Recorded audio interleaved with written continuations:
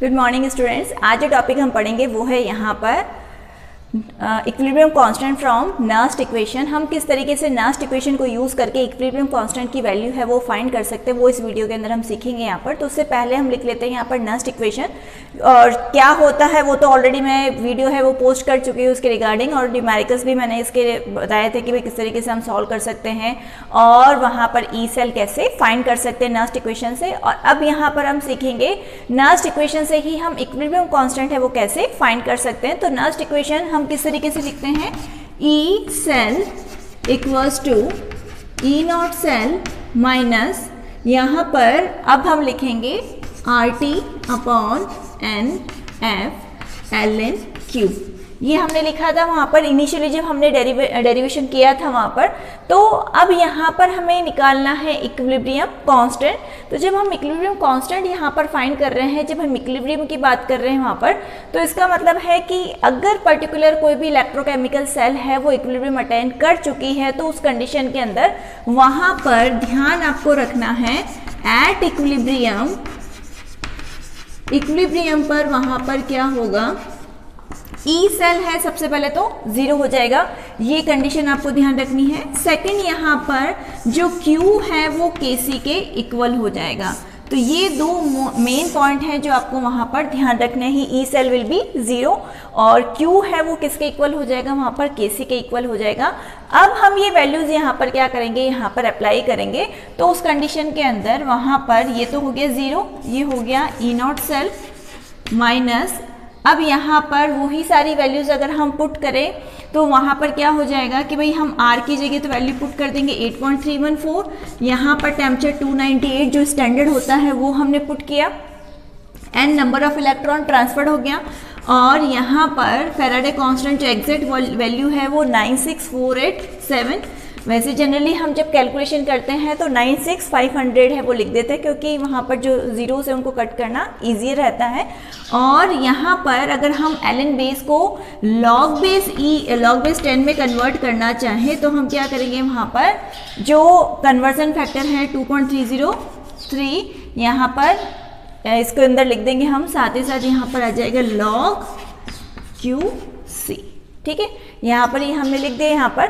अब इस पूरी वैल्यू को अगर हम यहाँ पर सॉल्व करेंगे तो यहाँ पर हमको क्या मिल जाएगा, E not cell minus 0.0591, one generally लिखो नहीं लिखो कोई बात नहीं है उसमें, यहाँ पर आ गया लॉग के सी। ठीक है, अब यहाँ पर हमें लॉग के सी है वो अगर फाइंड करना है तो उस कंडीशन में हम क्या करेंगे, पहले तो कि ई नॉट सेल किसके इक्वल पहुंच जाएगा, वहाँ पर जो ई नॉट सेल है वो हो जाएगा यहाँ पर 0.0591 अपॉन एन लॉग के सी। अब मुझे तो यहाँ पर सिर्फ क्या चाहिए, लॉग के सी चाहिए। तो लॉग के सी यहाँ पर किसके इक्वल होगा, N into E not cell upon 0.059, 1 लिख लो चाहे तो, पर जनरली जब न्यूमेरिकल हम सॉल्व करते हैं तो 1 है उसको अवॉइड है वो करते हैं। तो इस तरीके से यहाँ पर हमें लॉग के सी मिल गया, और सिर्फ अगर के सी चाहिए तो हम क्या करेंगे, वहाँ पर दोनों तरफ एंटी लॉग ले लेंगे। तो ये हो जाएगा यहाँ पर antilog of N into E not cell upon 0.0591। तो ये फाइनल डेरिवेशन हो गया यहाँ पर, जिसके थ्रू हम क्या कर सकते हैं, केसी है वो फाइंड है वो कर सकते हैं। केसी का मतलब हो गया इक्विलिब्रियम कांस्टेंट। हमने सिर्फ क्या करना है, इक्विलिब्रियम पे ये दो पॉइंट्स ध्यान रखना है, ई सेल है वो जीरो होगा, क्यू है वो किसके इक्वल पहुंच जाएगा, केसी के इक्वल। फिर हमने आगे वैल्यूज पुट कर दी यहाँ पर। तो इस तरीके से जैसे जैसे हम वैल्यूज पुट करते गए वहाँ पर, तो हमें फाइनली यहाँ पर केसी मिल जाएगा, वो इक्वल होगा antilog of N into E not cell upon 0.0591 के इक्वल है वो हो जाएगा। अब यहाँ पर एक जो न्यूमेरिकल है वो ले लेते हैं हम, ताकि आपको समझ में आ जाएगा कि भाई किस तरीके से यहाँ पर हम इसको सॉल्व कर सकते हैं। तो अगेन यहाँ पर जो मैं ले रही हूँ एग्जाम्पल वो डैनियल सेल का ही ले रही हूँ, क्योंकि अब तो आप फोर्थ या फिफ्थ टाइम है यहाँ पर इस चैनल पर आप देख रहे हो, तो अब तो आपको याद हो गया होगा डैनियल सेल।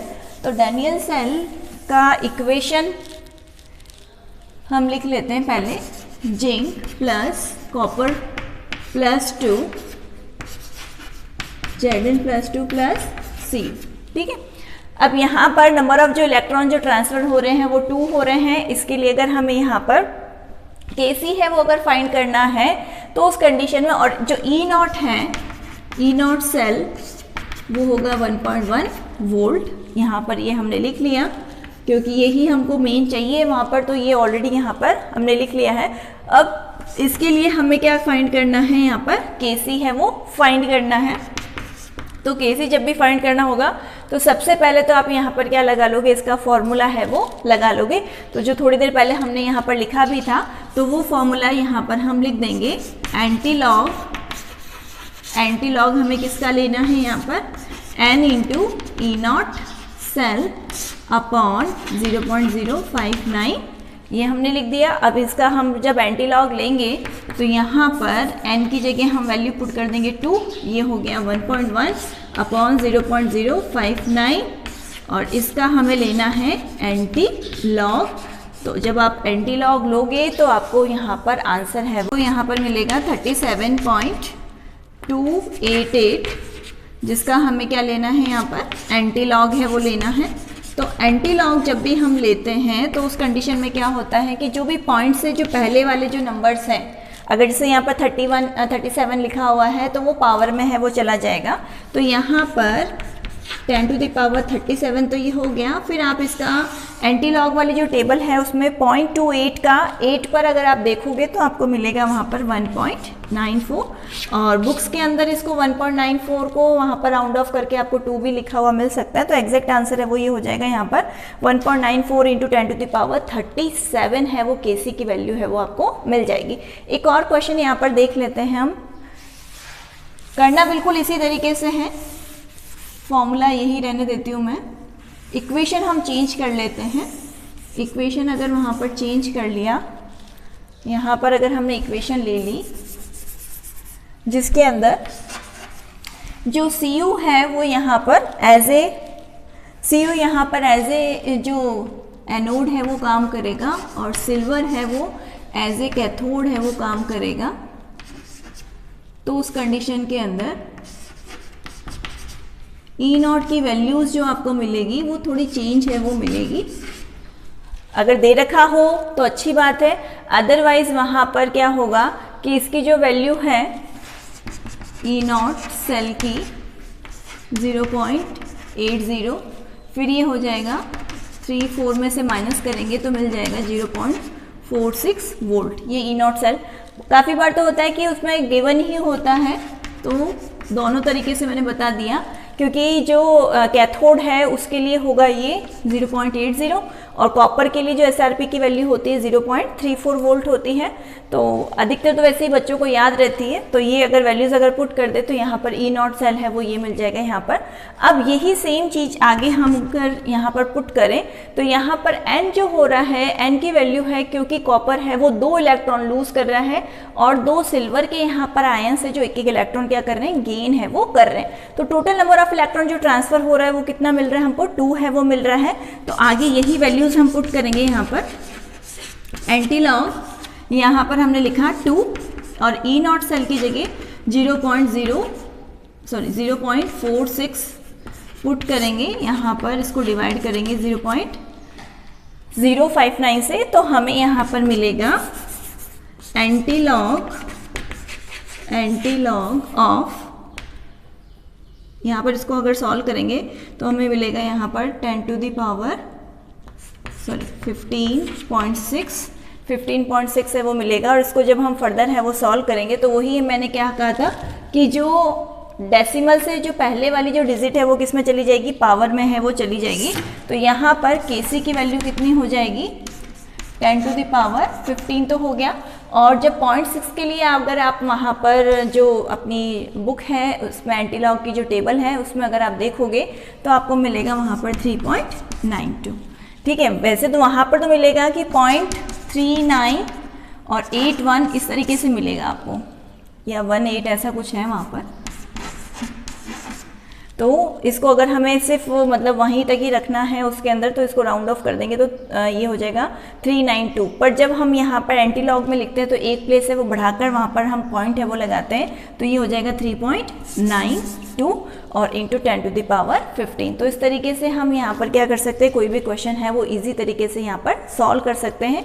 एक क्वेश्चन है वो और भी हम ले लेते हैं यहाँ पर।